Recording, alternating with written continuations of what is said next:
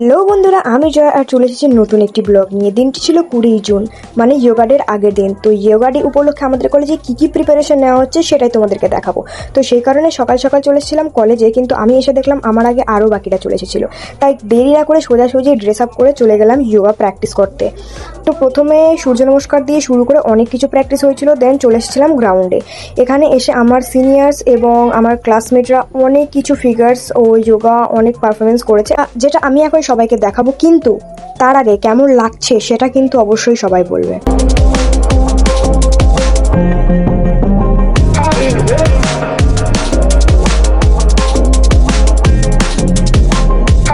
এই যে এখন যেটা তোমরা দেখছো সেটা আমার সব থেকে বেশি পছন্দের ছিল, আর তোমাদের সব থেকে বেশি কোনটা ভালো লেগেছে সেটাও বলবে।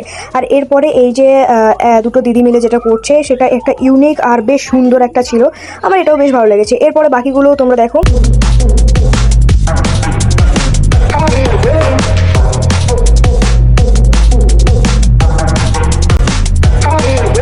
এরপর আর কি প্র্যাকটিসের পর একটু মাস্তি না করলে তো হয় না, সেই কারণে আমি আমার সিনিয়র্সদের সাথে একটু হালকা করে মজা করছিলাম।